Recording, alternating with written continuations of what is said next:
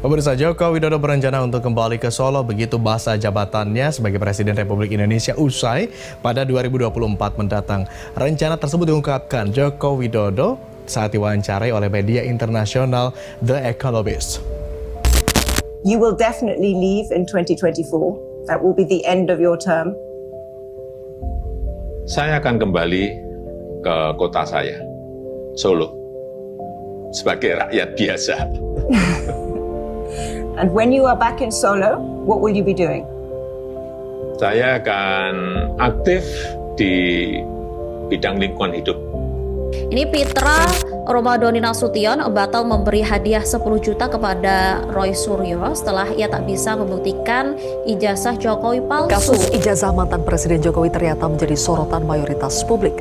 Hal ini terpotret dalam hasil survei indikator politik pada Mei 2025. Hasilnya sebanyak 69,7% warga tidak percaya ijazah Jokowi palsu.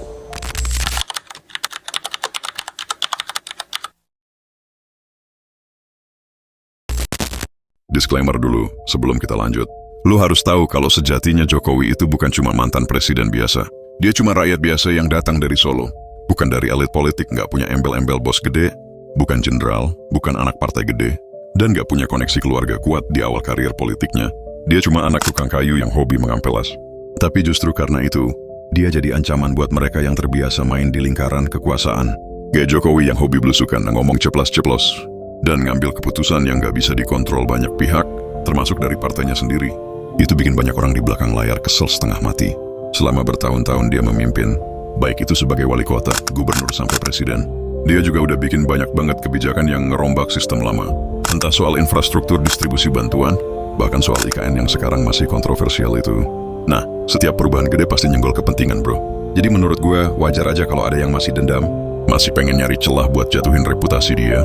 Jangan salah, Jokowi itu punya legacy yang gede. Dulu dia udah jadi simbol buat masyarakat bawah, bahwa orang biasa pun bisa nyampe ke puncak. Dan buat sebagian elit itu nggak enak dilihat, karena dia udah berhasil ngebuka jalan buat orang-orang di luar lingkaran kekuasaan buat punya mimpi yang sama. Nah, buat yang pengen statusnya tetap aman, ya jelas Jokowi itu dianggap gangguan. Di sini gua nggak bermaksud untuk menggiring opini publik untuk membenci Jokowi ataupun memaksa kalian untuk mencintai Jokowi dengan membenarkan semua kebijakannya pas masih jadi presiden. Tapi lebih baik kita bedah dulu secara mendalam lalu kita bandingkan aja beberapa keberhasilannya dan kegagalannya pas masih jadi presiden, terus kita cari benang merahnya buat nemuin alasan kenapa Jokowi masih selalu dihina dan dibenci bahkan sampai saat dia telah berhenti menjabat sebagai presiden. Oke, sebelum lanjut gue pengen kalian semua yang nonton buat like video ini biar video ini bisa menjangkau lebih banyak orang biar semakin sadar sama Jokowi ini. Jangan lupa subscribe biar lo bisa terus dapetin manfaat dari konten gue selanjutnya. Oke guys, tanpa berlama-lama lagi, ayo kita pindah ke segmen berikutnya. Calon Presiden Jokowi kembali menegaskan tidak akan diam dan akan melawan setiap fitnah yang ditujukan kepadanya. Ya, Jokowi menyebut perlawanan ini bertujuan agar seluruh warga Indonesia tidak disesatkan oleh berita bohong. Dihujat, dihina saya juga diam. Tetapi hari ini di Jogja saya sampaikan saya akan lawan. Pengacara Zainal Mustafa, salah satu pihak yang menggugat ijazah SMA Presiden ke-7 RI Joko Widodo diduga menggunakan nomor induk mahasiswa Universitas Muhammadiyah Surakarta milik orang lain. Buntutnya, Zainal pun kini ditetapkan sebagai tersangka atas kasus dugaan pemalsuan surat oleh Polres Sukoharjo. Begitu Jokowi kehilangan kekuasaannya, dia jadi rakyat biasa. Gak ada yang peduli nanti. Tetapi ambisi Jokowi adalah mempertahankan legasinya. Dia memikirkan nasibnya sendiri, dia nggak pikirin nasib kita. Inilah ucapan Roky Gerung yang dilaporkan oleh relawan Bersatu Indonesia ke Polda Metro Jaya pada Senin malam atas dugaan menghina Presiden Joko Widodo. Saudara, seorang mahasiswa Universitas Negeri Gorontalo yang menghina Presiden Jokowi saat demo harga BBM akhirnya meminta maaf. Saya menyampaikan permohonan maaf sebesar-besarnya kepada Bapak Presiden Republik Indonesia atas perkataan yang tidak sopan yang saya sampaikan pada orasi di Simpang 5 Kota Gorontalo kemarin.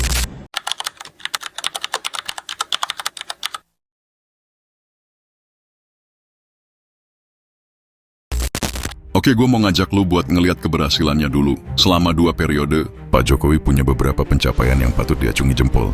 Pertama, infrastruktur gila-gilaan. Beneran dibangun, bukan cuma janji. Salah satu warisan paling kelihatan dari era Jokowi adalah pembangunan infrastruktur yang masif. Bayangin aja, selama 2 periode, pemerintah berhasil bangun sekitar 2.700 km jalan tol sampai Sulawesi. Nggak cuma itu, ada 50 pelabuhan dan bandara baru yang dibangun, plus 1,1 juta hektare saluran irigasi buat memperkuat ketahanan pangan nasional. Jokowi emang dari awal terkenal sebagai bapak infrastruktur.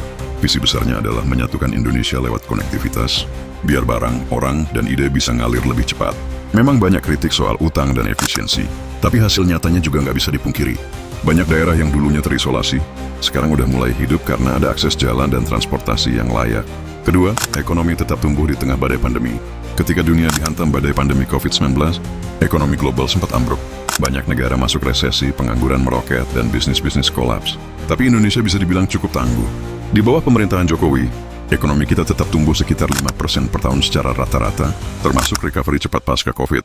Memang sih, itu nggak mencapai target 7% yang dulu dijanjikan.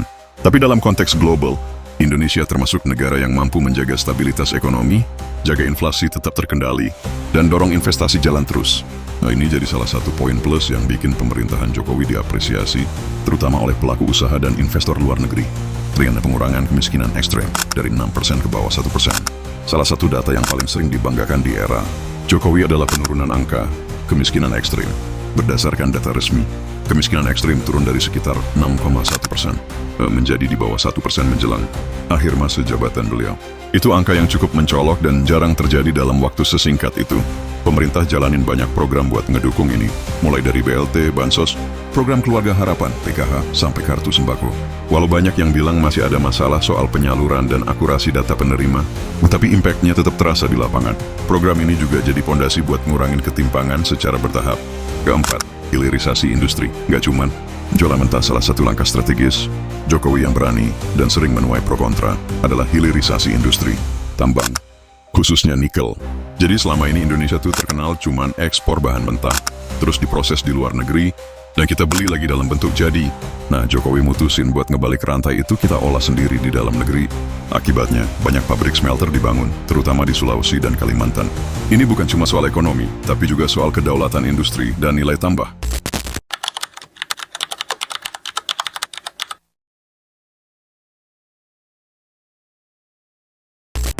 Nah, dari beberapa keberhasilan dia, selama menjabat tentunya ada kegagalan dia dalam menjabat juga dong.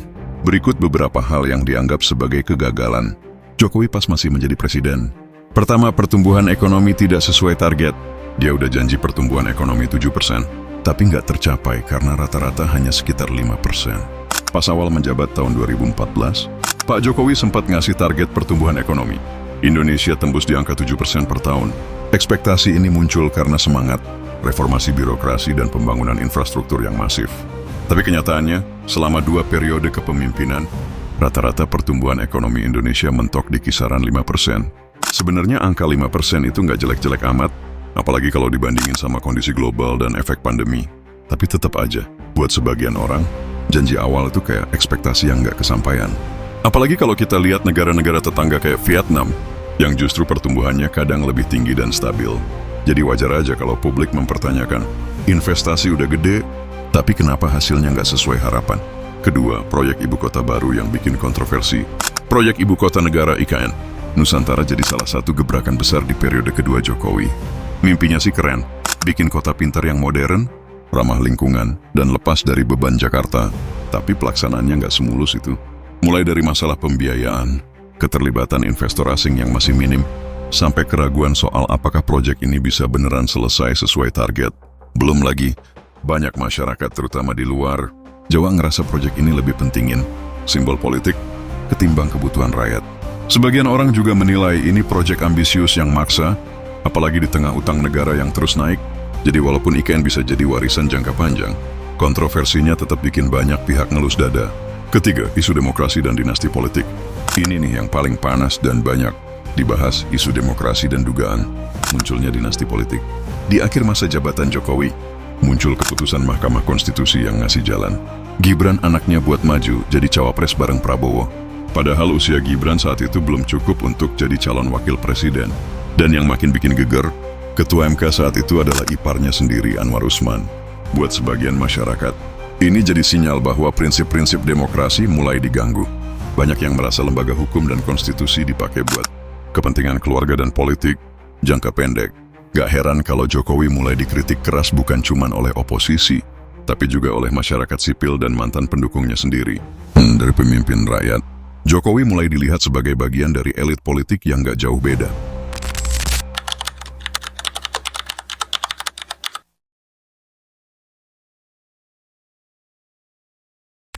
Mungkin lu juga sempat mikir gini, lah, Pak Jokowi kan udah pensiun, ngapain sih masih aja digoreng? Tapi kenyataannya sampai hari ini, masih banyak orang yang ngegas soal ijazahnya dan Gibran sampai gaya kepemimpinannya selama 10 tahun terakhir. Nah, kita coba tarik garis hipotesis nih. Santai tapi tetap logis. Kemungkinan besarnya bukan semata karena Jokowinya, tapi karena ekspektasi besar yang dulu ditaruh ke dia. Banyak orang dulu berharap Jokowi jadi presiden rakyat, yang beda dari elit lama, tanpa dinasti, tanpa drama politik, dan tanpa pencitraan. Tapi di mata sebagian orang, endingnya malah kayak plot twist. Anaknya nyelonong jadi cawapres, isu dinasti muncul, dan keputusan-keputusan di ujung jabatan Jokowi bikin banyak pihak merasa dikhianati. Makanya, kasus kayak ijazah yang sebenarnya udah dibantah berkali-kali tetap diungkit, bukan karena beneran penting, tapi karena orang udah kesel duluan. Jadi hipotesisnya adalah kebencian ke Jokowi. Hari ini lebih banyak dipicu oleh rasa kecewa dan frustasi politik, bukan soal fakta tunggal. Orang gak lagi nyari kebenaran tapi nyari pelampiasan. Selanjutnya, seperti yang udah gue bilang tadi, yang bikin makin rame, Gibran tuh waktu itu belum cukup umur buat daftar cawapres. Minimal 40 tahun, tapi dia masih 36 tahun. Tahu-tahu Mahkamah Konstitusi bikin putusan yang ngasih jalan tol khusus buat dia. Dan dramanya makin panas karena Ketua MK saat itu adalah iparnya Pak Jokowi sendiri, Anwar Usman. Gila nggak tuh? Banyak yang bilang ini kayak sinetron politik tapi versinya dunia nyata. Publik langsung rame, bro. Banyak yang ngerasa Jokowi udah masuk ke wilayah nepotisme dan abuse of power. Orang-orang yang dulu kagum karena Jokowi lahir dari rakyat biasa, sekarang mulai mikir ulang, ini pemimpin dari rakyat atau udah jadi bagian dari elit politik baru?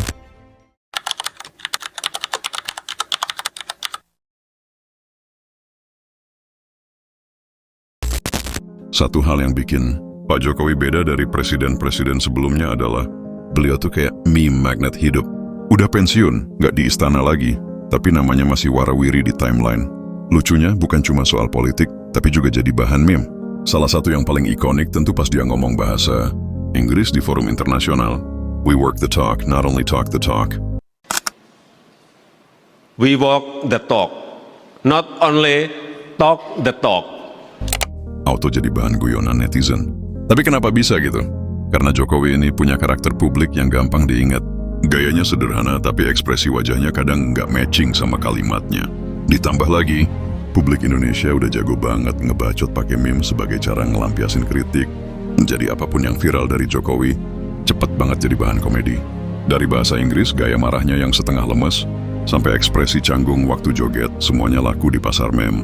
Dan ini juga jadi satu alasan kenapa banyak yang mulai nggak respect secara politik. Buat sebagian orang, terlalu sering jadi bahan meme bikin figur pemimpin kehilangan wibawa.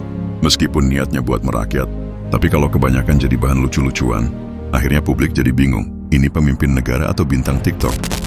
Ya nggak tahu, tanya yang mau tanya saya.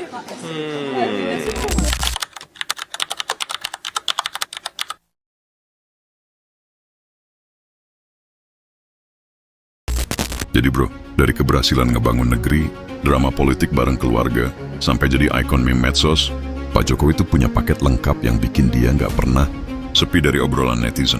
Ada yang cinta, ada yang nyinyir, ada juga yang cuma ngikutin karena lucu-lucuan aja.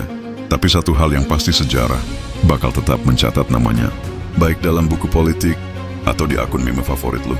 Yang penting kita sebagai rakyat harus tetap waras, nggak kejebak fanatisme dan tetap pakai logika.